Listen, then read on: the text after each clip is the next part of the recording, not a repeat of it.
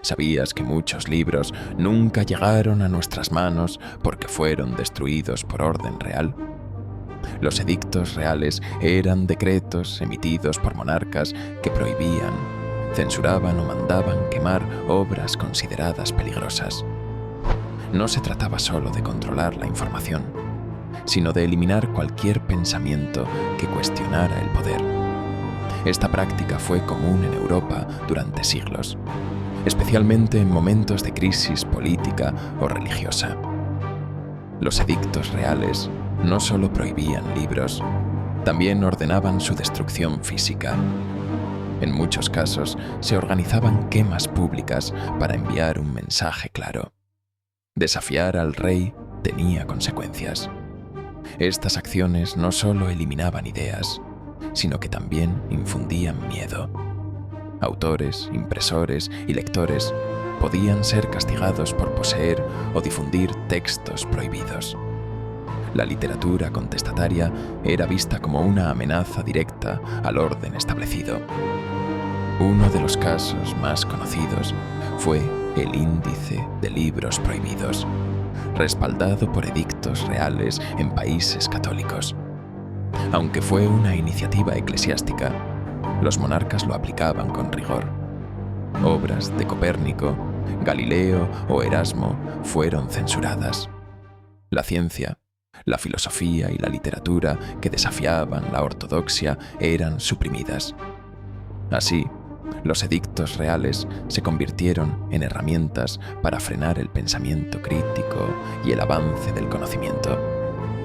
En España, los reyes católicos y sus sucesores utilizaron edictos para controlar la imprenta. Tras la invención de la imprenta, el miedo al descontrol de ideas creció. Se exigía licencia previa para publicar, y cualquier texto sin aprobación podía ser destruido. Esto afectó especialmente a obras en lenguas vernáculas o con contenido reformista. La censura no era solo religiosa, también política y cultural, moldeando lo que se podía pensar y decir. Los edictos reales también afectaron a autores anónimos o marginales. Muchas voces disidentes, especialmente de mujeres, minorías religiosas o pensadores radicales, fueron silenciadas antes de ser escuchadas. Al no tener protección ni poder, sus obras eran las primeras en desaparecer. La historia de la literatura está llena de huecos provocados por estas políticas. Lo que no se ajustaba al canon oficial era simplemente borrado del mapa cultural. En Francia, durante el antiguo régimen, los edictos reales eran parte del aparato de censura. Autores como Voltaire o Rousseau vieron sus obras prohibidas. Sin embargo, esto no detuvo la circulación clandestina de textos. La represión generó una red de impresión y distribución secreta. Paradójicamente, los edictos a veces aumentaban el interés por las obras prohibidas, convirtiéndolas en símbolos de resistencia intelectual frente al absolutismo. Los edictos reales no solo actuaban sobre libros, también sobre autores. Muchos escritores fueron perseguidos, encarcelados o exiliados por sus ideas. La amenaza de un edicto bastaba para autocensurarse. Algunos usaban seudónimos o escribían en clave para evitar represalias. Esta atmósfera de vigilancia constante limitaba la creatividad y el debate. La literatura contestataria sobrevivía en los márgenes, siempre bajo el riesgo de ser borrada por decreto. En el Imperio austrohúngaro, los edictos imperiales también jugaron un papel clave en la censura. Durante el reinado de José II, se intentó modernizar la censura, pero seguía siendo una herramienta de control. Obras que promovían el nacionalismo, el liberalismo o la crítica social eran suprimidas. La literatura se convirtió en un campo de batalla ideológico, donde cada palabra podía ser interpretada como una amenaza al orden imperial. En América Latina colonial, los edictos rostos reales españoles también se aplicaban con rigor. La literatura indígena fue especialmente afectada. Muchos códices y textos precolombinos fueron destruidos por considerarse heréticos. Además, cualquier intento de crítica al sistema colonial era rápidamente sofocado. La censura no solo era religiosa, también era una forma de dominación cultural. Se buscaba imponer una única visión del mundo, eliminando toda disidencia escrita. Los edictos reales también afectaron a la transmisión oral. Aunque no se podían quemar palabras habladas, se prohibía la representación de obras teatrales o la lectura pública de ciertos textos.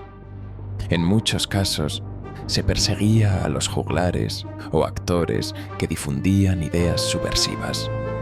La literatura oral, especialmente en zonas rurales, era vigilada. Así, el control del pensamiento se extendía más allá del papel, alcanzando incluso la palabra viva. A pesar de la represión, muchas obras sobrevivieron gracias a copias clandestinas. Monjes, estudiantes y lectores comprometidos escondían libros prohibidos en bibliotecas secretas. Algunos textos se copiaban a mano y circulaban en círculos reducidos. Esta resistencia silenciosa permitió que muchas ideas llegaran hasta nosotros. La literatura contestataria encontró formas de sobrevivir, desafiando los edictos con ingenio y valentía. La palabra escrita se convirtió en un acto de rebeldía. En algunos casos, los edictos reales provocaron el exilio de autores. Escritores perseguidos huían a países más tolerantes, donde podían publicar libremente. Esto generó una diáspora intelectual que enriqueció otras culturas. Sin embargo, también significaba la pérdida de voces críticas en sus países de origen. La censura no solo silenciaba, también expulsaba. La literatura contestataria se convirtió en literatura del exilio, escrita desde la distancia y la nostalgia. Los edictos reales también afectaron a la memoria colectiva. Al destruir textos, se borraban versiones alternativas de la historia. Lo que quedaba era la narrativa oficial, aprobada por el poder. Esto tuvo consecuencias profundas en cómo entendemos el pasado. Muchas voces fueron silenciadas antes de ser escuchadas. La literatura contestataria no solo era peligrosa por su contenido, sino porque ofrecía otras formas de ver el mundo y la historia. Con el tiempo, algunos edictos reales fueron derogados y las obras prohibidas recuperadas. Sin embargo, muchas se perdieron para siempre.